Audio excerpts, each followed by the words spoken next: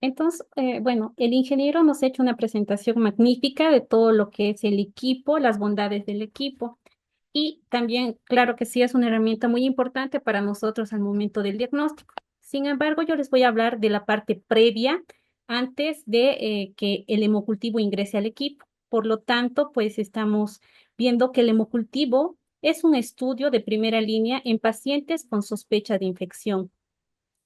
En este sentido, pues les voy a compartir un poco de las observaciones que tenemos o los aspectos importantes que debemos considerar para una adecuada toma de muestra, para un adecuado diagnóstico y para garantizar que nuestro frasco con la muestra, una vez ingresada al equipo, dé un resultado correcto, acorde al diagnóstico del paciente.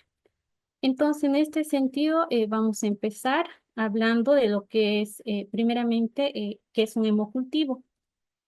En el área de laboratorio tenemos el área de microbiología, que es un área que desempeña un papel muy importante. Eh, Desempeña un papel integral en el sentido de que, pues, este va a proporcionarnos datos oportunos y precisos para ayudar tanto en el diagnóstico, tratamiento y control de diferentes enfermedades. Dentro de esta área, una de las pruebas más importantes que nosotros debemos considerar es el hemocultivo. ¿Y qué es un hemocultivo? Bueno, el hemocultivo es un método de diagnóstico que se realiza para detección de diferentes microorganismos en sangre y posterior a esto, pues podemos hacer una identificación y, por supuesto, una susceptibilidad antimicrobiana. Esta prueba es considerada una de las gold standards tanto para el diagnóstico de bacteremias y funginemias. Cuando nos solicitan pues este tipo de pruebas, usualmente el médico va a solicitar este tipo de pruebas en aquellos pacientes que presenten fiebre recurrente, fiebre de origen desconocido, con un alza tal vez mayor a 38 centígrados o hipotermias menores a 36. También el médico muchas veces observa, ¿no? Sitios o sitios específicos donde él está sospechando de una infección, entonces él va a acoplar y siempre nos va a solicitar un hemocultivo. Por lo tanto, para cualquier sospecha clínica de infección, una de las pruebas más elementales es la solicitud del hemocultivo. Dentro de lo que son usualmente los dispositivos o, bueno, donde más encontramos bacteremias en el sentido de estas muestras, pues nosotros vemos que la frecuencia de bacteremias en algunos dispositivos, pues usualmente vemos lo que son en catéteres intravasculares, aquellos pacientes que utilizan ventilación mecánica, catéteres centrales. También alguna vez que están acoplados a lo que son catéteres urinarios, dentro de lo que es tracto respiratorio, abscesos intraabdominales y heridas quirúrgicas como tal. Sin embargo, una vez que el médico vaya viendo bueno, teniendo una sospecha, nosotros, ¿qué debemos hacer? Aquí entra el papel fundamental de lo que es laboratorio. Y laboratorio tiene el papel fundamental de garantizar que la muestra de hemocultivo sea la idónea para un proceso. En este sentido, los aspectos que debemos considerar son, primero, las indicaciones para una toma de muestra, es decir, si el paciente está tomando o no está tomando antibiótico. ¿En qué momento debo tomar la muestra? Usualmente el médico solicita las muestras cuando hay un incremento de fiebre, pero ¿cuál será el momento adecuado? ¿Durante la fiebre? ¿Después de la fiebre? Entonces, eso lo vamos a ir viendo. El número de tomas de muestras de hemocultivos, muchas veces nos solicitan, ¿no? Un hemocultivo, dos hemocultivos, tres hemocultivos. Entonces, ¿cuál es el número adecuado? El volumen de la sangre. Este es muy importante. El ingeniero también nos hizo referencia en su presentación sobre este punto muy importante, que es el volumen de muestra que debemos considerar en un hemocultivo. El procedimiento como tal y, por supuesto, la garantización de contaminantes externos que tal vez nosotros incorporamos muchas veces en los hemocultivos dando resultados falsos positivos.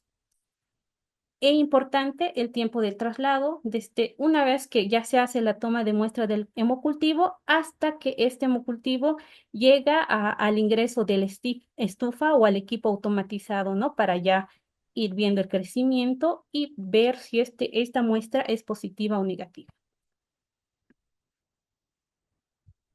Dentro de lo que son los momentos de obtención de la muestra, el primer punto que siempre se considera es preguntar al paciente, ¿no? Si el paciente está tomando algún antibiótico. Usualmente lo adecuado es tomar la muestra antes de la toma del antibiótico, ya que estos pueden inhibir o demorar lo que es el crecimiento en los cultivos. Sin embargo, en hospital nosotros no tenemos mucho esa opción, ¿no? Muchas veces los pacientes ya han sido tratados con algún antibiótico, alguna terapia. Por lo tanto, ¿qué hacemos en esta situación? En esta situación, entonces nosotros referimos que la muestra debe tomarse antes de la segunda dosis. ¿En qué sentido? En el siguiente sentido. Por ejemplo, cuando nosotros observamos que hay una terapia con antibiótico, nosotros podemos visualizar lo que es la meseta de crecimiento. A medida que va pasando el tiempo, la concentración del antibiótico va aumentando, llegando hasta una meseta. Una vez que se llega a una meseta, hay un declive hasta llegar a un valle interdosis. Usualmente los antibióticos se les da cada 8 horas. Entonces, a las 8 horas vemos que esa meseta ya va bajando. Entonces, en este momento es el momento adecuado para la toma de muestra del hemocultivo, ya que en este momento preciso el paciente va a tener una cantidad baja de antibiótico y se va a permitir la proliferación de la bacteria, la cual va a ser recuperada al momento de la toma de muestra. Otro punto muy importante es considerar el tema de la fiebre. Usualmente, muchas veces los médicos, ¿no? nos solicitan tomar el hemocultivo durante el pico febril. En ese sentido, también hay revisiones bibliográficas, las cuales muestran que el momento ideal para la toma de muestra es pasado el pico febril, 30 minutos después del pico febril. Y esto también lo vamos a observar en la siguiente gráfica. En esta gráfica, tanto Thomson y sus colaboradores han hecho un estudio en 4 grupos para ver el porcentaje de positividad de hemocultivos según el momento de toma de muestra. Entonces, en el primer grupo se hizo una toma de muestra de hemocultivos a partir de las 2 horas y media hasta las 12 horas. En el segundo grupo se hizo una toma de muestra a partir de los 30 minutos hasta las 2 horas y media. El tercer grupo fue el que se tomó la muestra en pleno pico febril. Y el cuarto grupo se consideró la toma de muestra a partir de la primera hora hasta las 12 horas. Entonces, ¿qué podemos observar en este gráfico? Claramente se evidencia, ¿no? Que el grupo 2, en los cuales se ha tomado la muestra pasado los 30 minutos después del pico febril, hay mayor porcentaje de positividad de hemocultivos. Por lo tanto, el momento idóneo de la toma de muestra es aquí, y no así como antes creían o se creía. Tomar en pico febril es el menor porcentaje de positividad. Entonces, esto es muy importante, sobre todo para compartirlo, ¿no? con los médicos, ya que los médicos, hay muchos médicos que aún siguen solicitando la toma de muestra en pleno pico febril. Entonces, es importante, ¿no? mencionarles este tipo de investigaciones y que cuando nosotros tengamos que hacer o guiarles a los médicos para una toma correcta, pues les digamos que pasado los 30 minutos es el momento idóneo.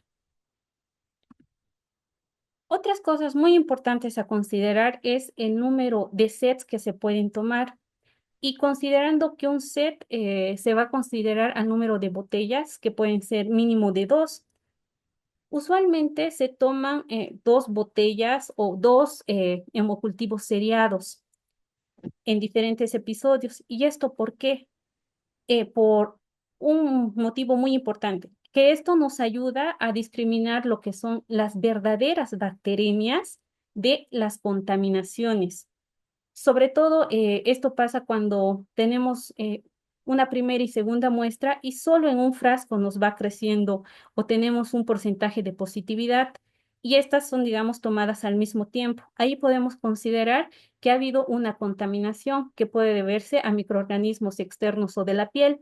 Por lo tanto, esto ya a nosotros nos permite, ¿no?, discrepar de un verdadero hemocultivo positivo o contaminantes externos.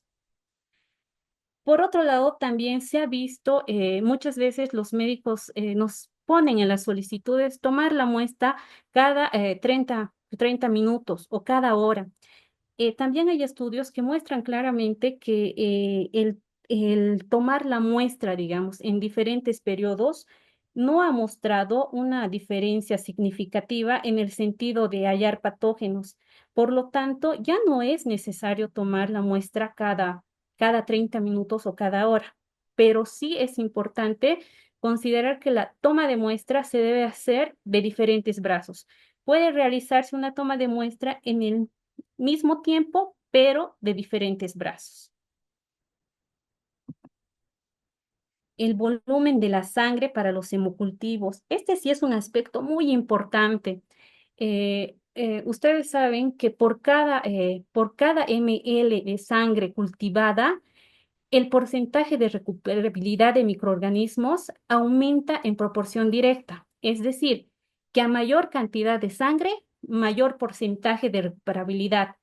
Entonces, lo que el ingeniero decía, por ejemplo, en su presentación, él mostraba que, digamos, a mayores porcentajes de muestra de 10 a 20 ml, él tenía mejores resultados. Y es así, ¿no? Porque está descrito, la CLC igual lo describe.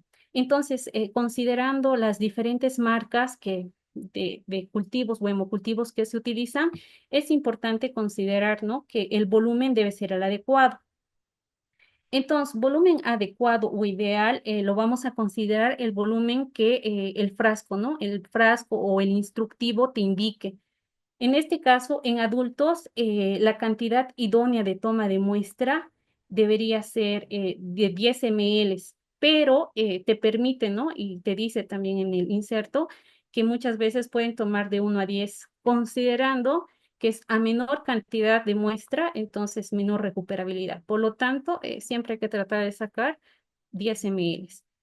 En niños pequeños, refiere la literatura que se puede tomar de 1 a 5 ml, considerando como 5 ml como ideal.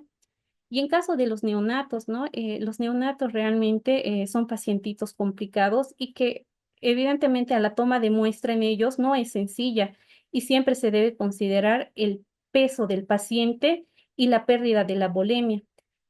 Esto es muy importante. Muchas veces en lo que son los neonatos, los doctores nos solicitan, ¿no? Además de pedirnos un hemocultivo, solicitan que diferentes pruebas como un hemograma o química sanguínea.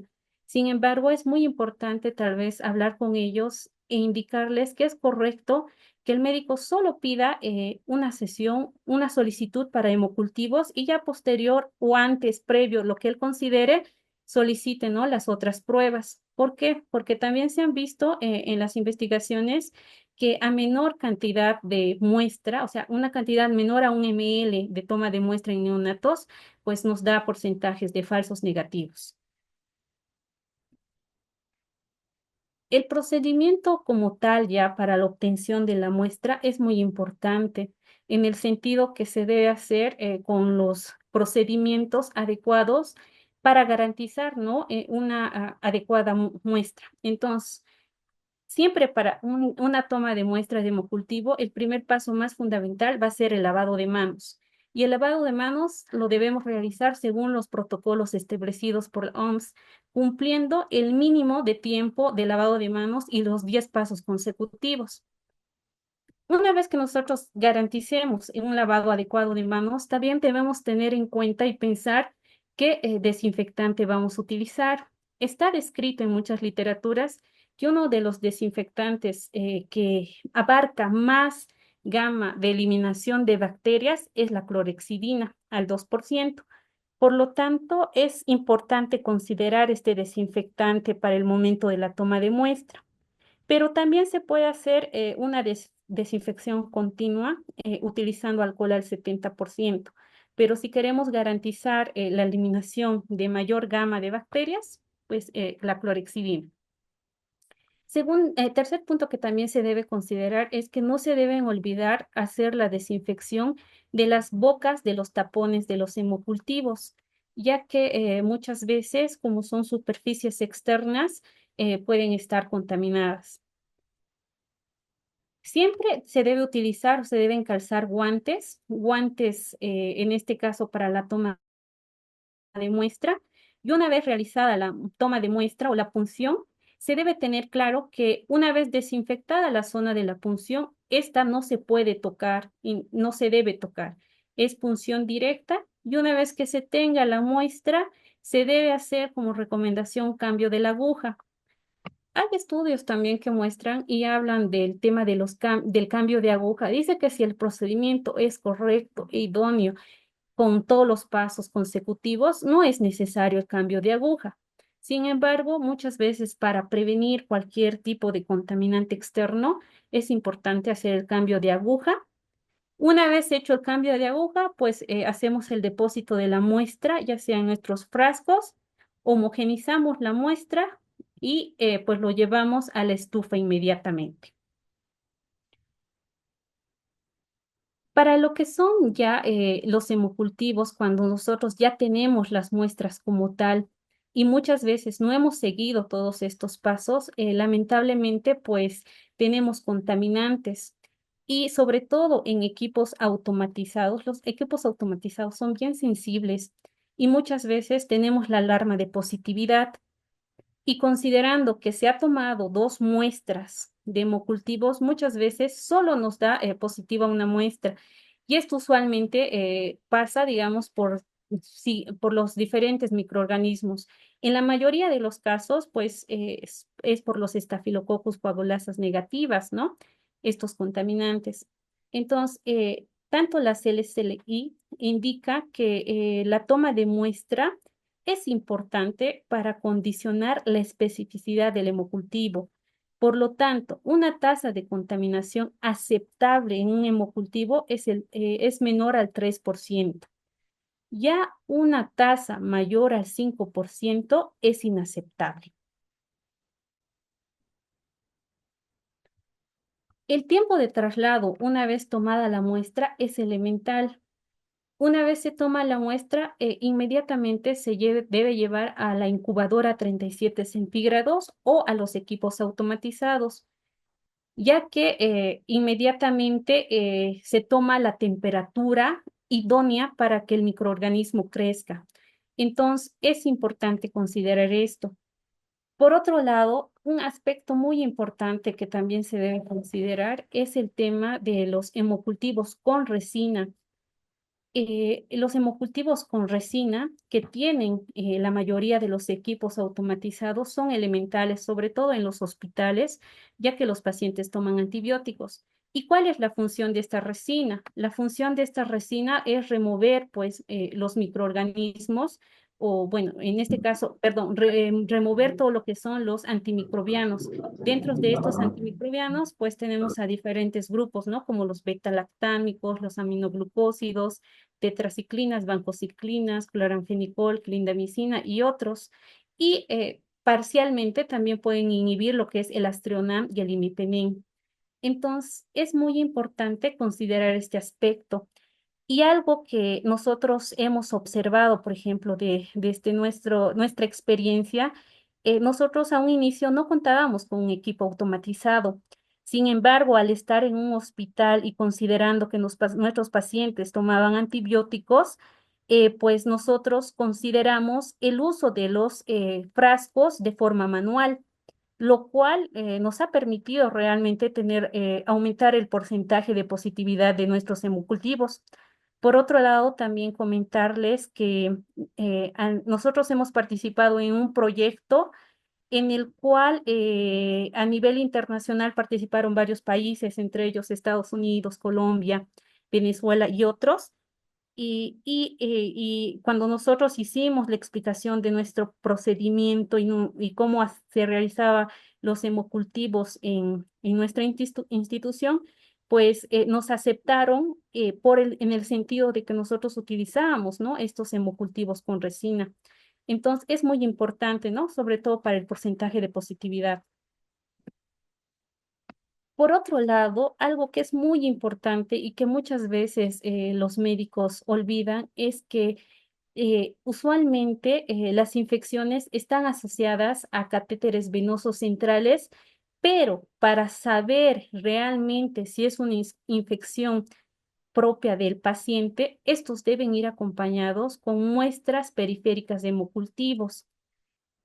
Muchas veces nos solicitan, sobre todo a nosotros en la unidad de hemodiálisis, nos solicitan, ¿no? Lo que son los cultivos o retrocultivos de los catéteres centrales, tanto en lo que es vía venosa y vía arterial, pero nosotros a la par siempre tomamos muestras sanguíneas de los brazos, ¿no? Muestras periféricas, ya que esto nos va a garantizar realmente saber si hay una positividad como tal. Entonces, ¿en qué sentido? En el sentido de que siempre que se toma una muestra en catéteres, estos deben ir acompañados de muestra o de cultivos simultáneos periféricos. Muchas veces pasa que cuando no se hace una adecuada toma de muestra en lo que son los dispositivos, tenemos contaminantes externos que solamente están aplicados a lo que es el dispositivo como tal y no así al paciente.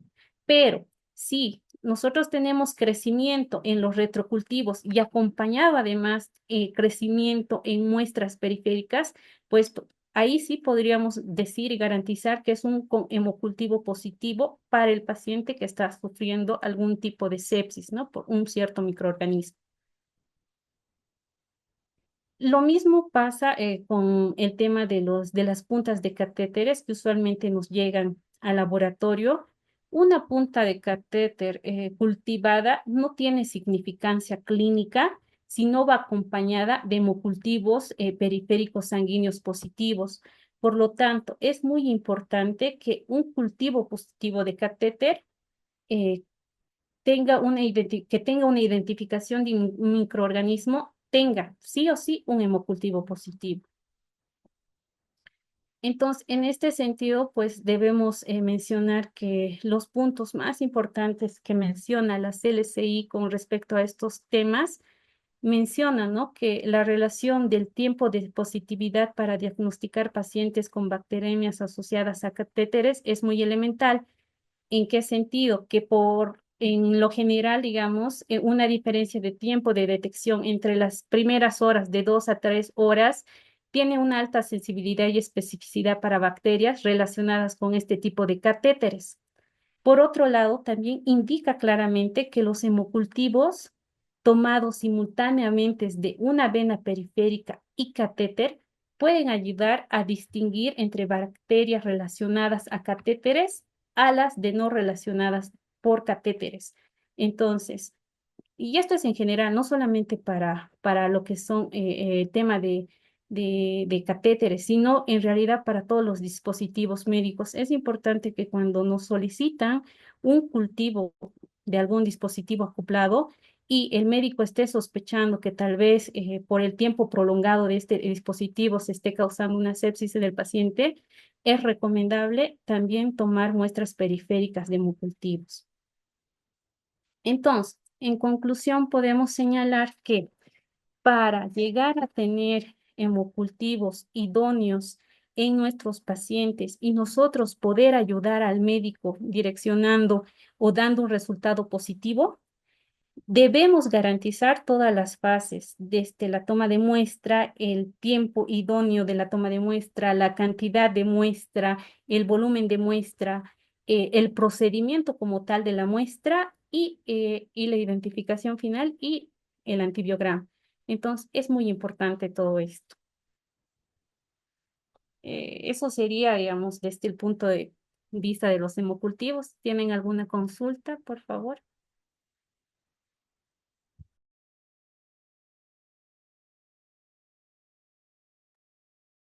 Muchas gracias, doctora, por tan increíble presentación, muy completa e igual interesante el estudio que han ido realizando, ¿no? Y han ido viendo. Pueden hacer uso del chat igualmente o usar el micrófono para hacer alguna consulta.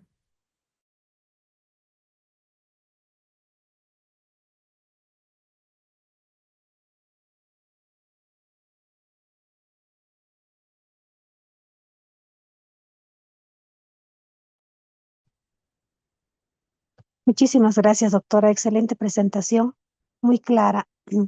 Tal vez solicitarle si nos podrían facilitar su presentación, por favor.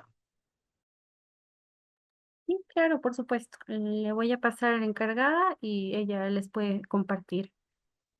Sí, además de que estamos grabando todo, hemos grabado ambas presentaciones y luego de un proceso de edición se las vamos a compartir igual para que tengan las explicaciones igual.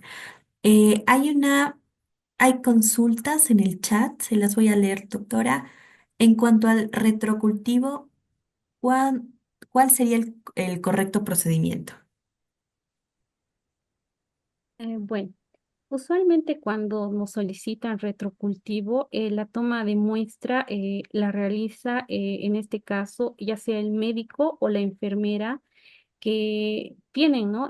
Para empezar, un sitio estéril, tienen los antisépticos idóneos, tienen los guantes estériles y se hace una toma de muestra o una extracción sanguínea tanto de la vía venosa y la vía arterial. Es cierto que también está descrito en la literatura que la positividad en muestras arteriales es mucho menor. Sin embargo, muchos médicos consideran que es importante la toma de muestra de ambas líneas, sobre todo cuando ellos piensan que el dispositivo como tal podría estar causándole algún tipo de sepsis al paciente.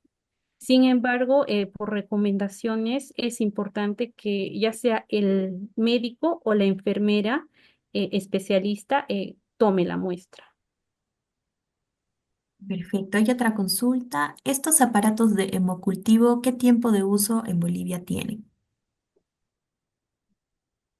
Bueno, en realidad tal vez se está refiriendo al tema de que si una vez tomada la muestra, ¿en cuánto tiempo tal vez tenemos los reportes? A eso debe estar refiriéndose a la pregunta, tal vez. Bueno, ¿sí? A ver, tal vez si en el chat nos pueden especificar un poquito más. Y bueno, hasta que lo pueda escribir. Aló, aló, Ahora sí. doctora. Sí, sí, le escucho. Sí, justamente yo fui el que escribí esa pregunta. La pregunta era la siguiente. Estos aparatos de hemocultivo, le preguntaba en Bolivia, ¿qué tiempo ya de uso o experiencia se está teniendo con estos aparatos hoy en día, saliendo del método convencional, ¿no? Ah, ok. Bueno, nosotros en nuestra institución el equipo ya lo tenemos hace más o menos unos 3 años. Sin embargo, hemos ido usando, ¿no? Lo que son los frascos con resina de forma manual, los cuales hemos ido testando y participando en el proyecto con esto. Y pues lo que hemos podido observar, digamos, con respecto a lo que es un método manual y un método en equipo automatizado es el tiempo de respuesta. El tiempo de respuesta en los equipos automatizados, pues es a partir de las 6 horas, tú ya tienes una positividad en un paciente. Sin embargo, en los métodos manuales en los cuales se hace pase tanto en un agar sangre y McConkey, pues el resultado lo tienes en 24 horas a 48 horas en el mejor de los casos. Entonces, eso hemos podido, digamos, observar en este tiempo. Ok, gracias, doctora. Hay otra consulta en el chat. Bueno, hay varias consultitas. En caso de tener bacterias fastidiosas, ¿cómo podemos proceder? En realidad es bien interesante, sobre todo yo siempre hago esta consulta. El ingeniero nos ha mostrado en su presentación que hay un sinfín de frascos específicos para ciertos microorganismos y siempre, muchas veces que, por ejemplo, nos encontramos con este tipo Santiago, de por favor. comentarios, Según, a ver, pues, sí, hola, perdón. Bueno. Siempre que nos encontramos con este tipo de microorganismos, hacemos la consulta, ¿no? A la empresa, si la empresa nos puede proporcionar o tiene hemocultivos con resina, tanto para muestras aeróbicas y anaeróbicas. Entonces, tal vez la pregunta podría pasárselo a la empresa, si ustedes ya tienen actualmente para la venta este tipo de frascos o el set que nos ha mostrado el ingeniero. Creo que ya se tienen a la venta, pero ahora sí que tendrían que ver con Biotech si es que ya tienen disponibilidad en Bolivia. Ujú. Sí, vamos a hacer llegar toda la información respectiva con respecto a esta consulta para que pueda tenerlo mucho más claro, ¿no? Luego, ¿cómo disminuir el porcentaje de contaminación? Ah, ese es re interesante. Nosotros, por ejemplo, en laboratorio hemos ido probando diferentes desinfectantes. En un inicio usábamos yodopovidona, luego usábamos alcohol al 70% y finalmente utilizamos la clorexidina al 2%. Es elemental, es muy elemental el desinfectante y el tiempo que va a dejar el desinfectante en la piel del paciente, o sea, los 30 segundos mínimamente recomendables para que haya un efecto como tal. También es importante considerar que muchas veces la clorexidina no viene listo para usar en algunos hospitales o, bueno, en lugares donde ustedes trabajan, van a tener que preparar la clorexidina. Entonces, es importante que ustedes preparen de forma adecuada, porque un porcentaje menor al 2% también trae muchos contaminantes. Entonces, las recomendaciones sería, uno, que ustedes usen para empezar, el lavado de manos es elemental.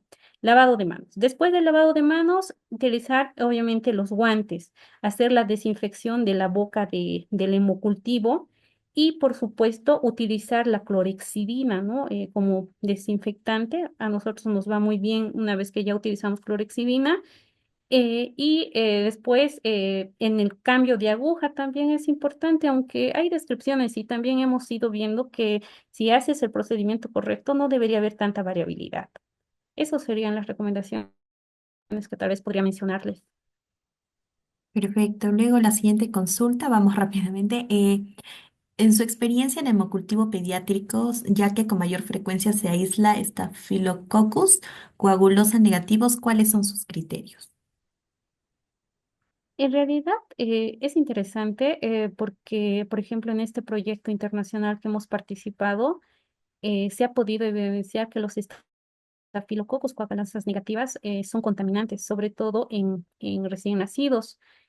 Pero también tenemos que considerar que ante la sospecha o ante la repetibilidad, digamos, de este microorganismo, pues hay que, por supuesto, primero testear lo que es verificar, ¿no? La sensibilidad, digamos, y ver qué tan agresiva o qué tan nociva puede ser la bacteria. Sin embargo, en lo que son recién nacidos, nosotros no hemos tenido mucho porcentaje, ¿no? De Staphylococcus coagulosas negativas. Usualmente este tipo de bacterias las vemos en pacientes adultos.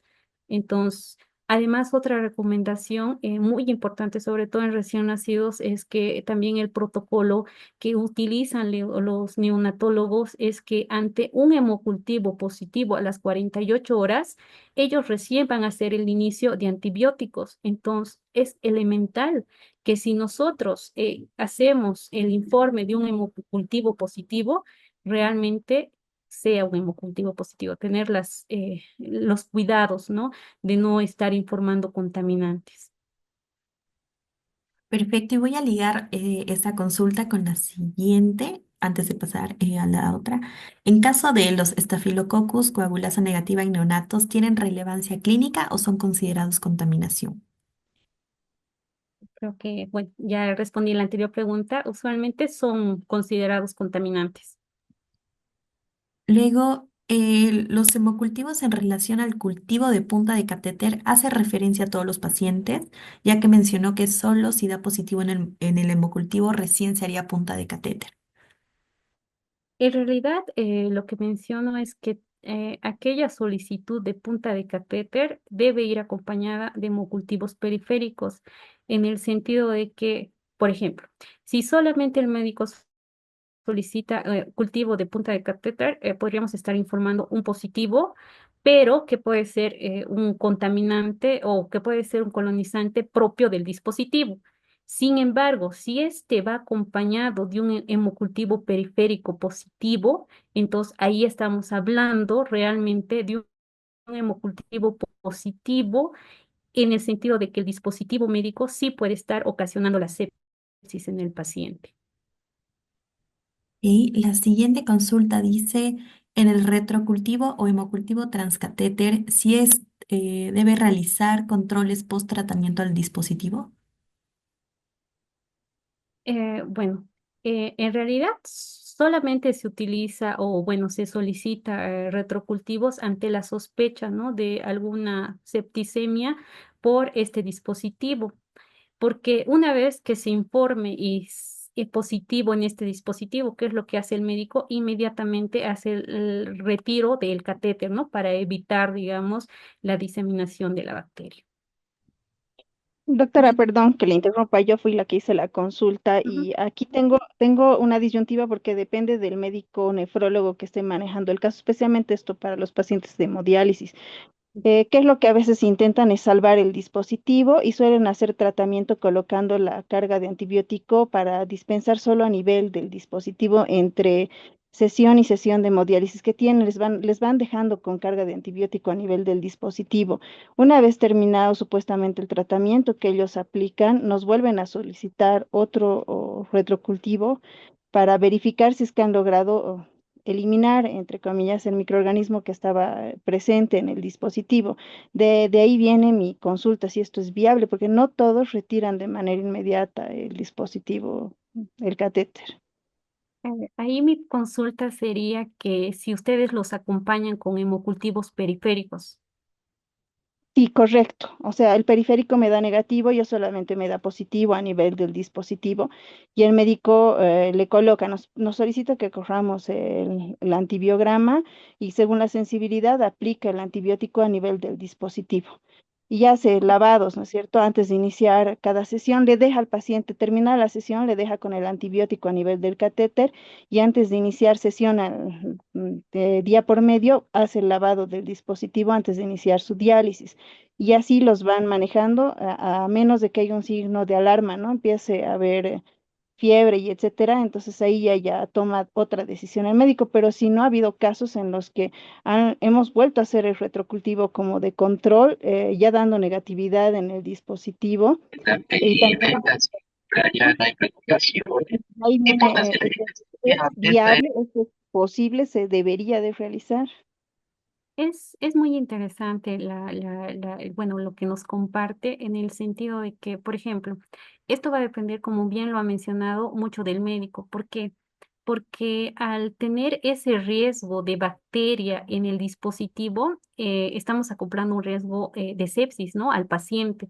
Entonces, ya la medida que el médico vaya tomando, como bien lo mencionas, y usualmente él va a tratar, porque en realidad está tratando al dispositivo con el antibiótico, para que se elimine el antibiótico, pues tendría que considerarse que en caso de que no se elimine esta bacteria del dispositivo, se podría estar transmitiendo al paciente y el riesgo es elevado. Sin embargo, si es así como digamos, a lo mejor se trabaja, pues sería interesante también, ¿no? Hacer un seguimiento y un estudio realmente de si el paciente a la larga va a terminar infectándose o, o sencillamente no, pero en el centro donde yo, bueno, trabajo, le quitan inmediatamente el dispositivo, hacen el cambio inmediato. Ok, gracias, doctora. Perfecto, vamos entrando a las últimas ya consultas. ¿Tiene alguna experiencia en realizar antibiograma directo del hemocultivo según CLSI? Directo del hemocultivo como tal, la verdad, no. Usualmente nosotros hacemos el pase, ya sea, digamos, a agar sangre y a McConkey, y dependiendo, digamos, que identifiquemos, procedemos, una vez que ya tengamos la colonia, a hacer el antibiograma. Perfecto. Luego la siguiente, la lectura de hemocultivo periférica es negativa y el retrocultivo es positivo. ¿Cómo se debe reportar? Se debe, bueno, dos cosas consideramos. Usualmente los retrocultivos se hacen por duplicado, ¿no? Se toman dos muestras. Si en los dos frascos es positivo, podemos considerar que sí hay algún contaminante en el dispositivo médico. Sin embargo, no está causando aún lo que es la sepsis en el paciente. Entonces, ahí va la consulta que nos hacía la colega indicando, va a depender mucho del médico cómo lo trate, ¿no?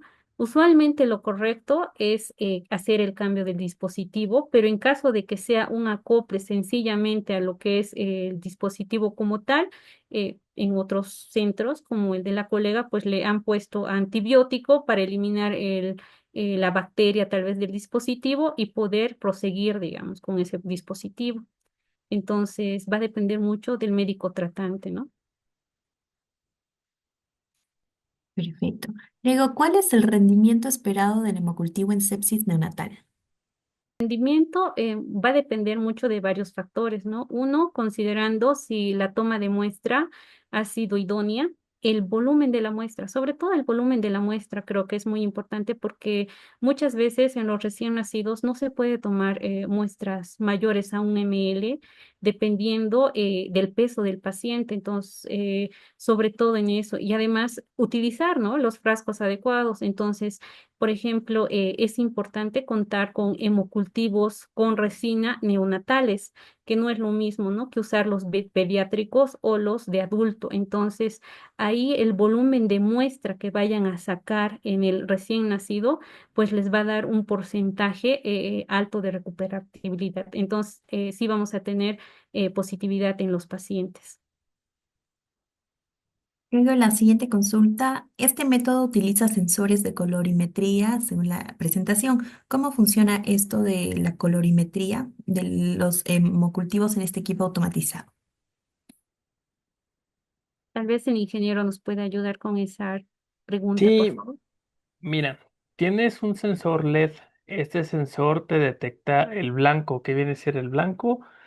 Cuando no hay nada. Entonces, tú pones algo, o sea, digamos, vas a poner la botella y la botella te va a empezar a tener un cambio de color. Entonces, cada que este empieza a generar una colonia en la botella o empieza a proliferar algo internamente en la botella, este va a empezar a cambiar el color del fondo de la botella.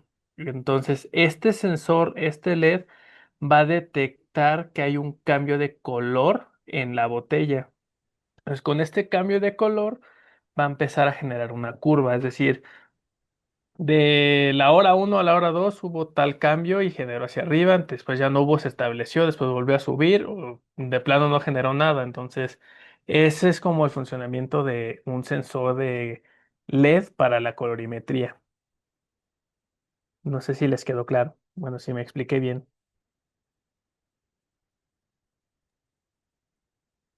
Perfecto, sí, seguramente si tienen alguna duda, igual pueden aprovechar en este momento antes de que acabemos las consultas. Luego la siguiente, bueno, actualmente en Bolivia ya se encuentra el equipo en Caja Petrolera de Cochabamba y Santa Cruz y bueno, próximamente en otros laboratorios, ¿no? Que ya están interesados en adquirir el equipo. Luego otra consulta es cuando no se tiene el área de microbiología en un laboratorio y se toman las muestras, son enviadas a otro laboratorio y no se cumplen los tiempos. ¿Es correcto eso?